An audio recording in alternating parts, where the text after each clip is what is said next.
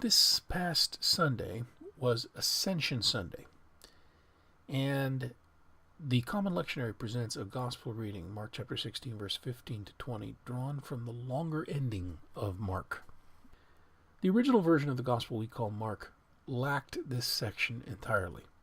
The original version of Mark ended at chapter 16, verse 8. Section chapter 16, verse 9 through 20, then, was a later addition, composed and added long after the original version of Mark, likely based on the gospel we call Luke, specifically Luke chapter 24, verse 50 to 51, and Acts chapter 1, verses 9 through 11.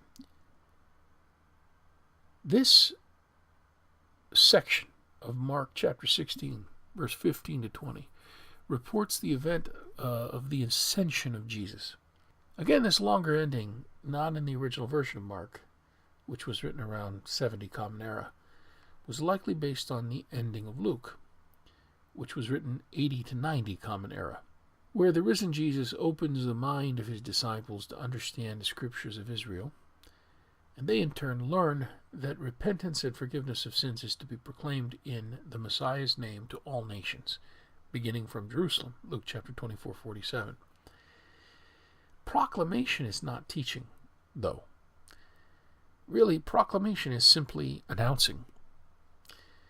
And to understand such an announcement, a hearer has to know the social and cultural context of such a proclamation in order to fill in what is left unsaid.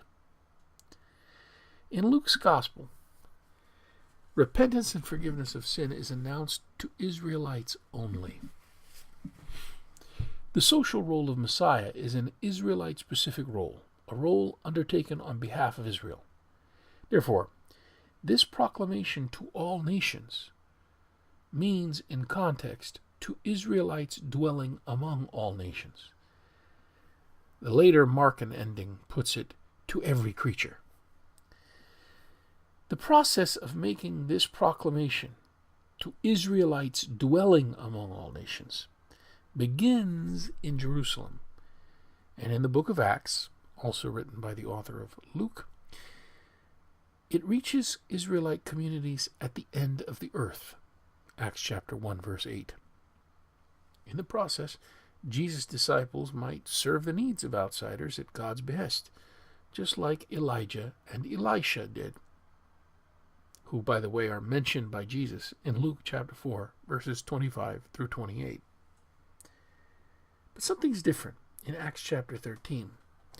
In Acts chapter 13, it is God, the God of Israel, who calls the first non-Israelite to join the Jesus group.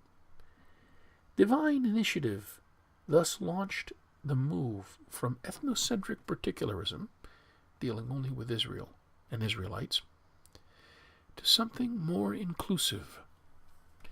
In the story of the book of Acts, it was the God of Israel who founded what would later become Christianity.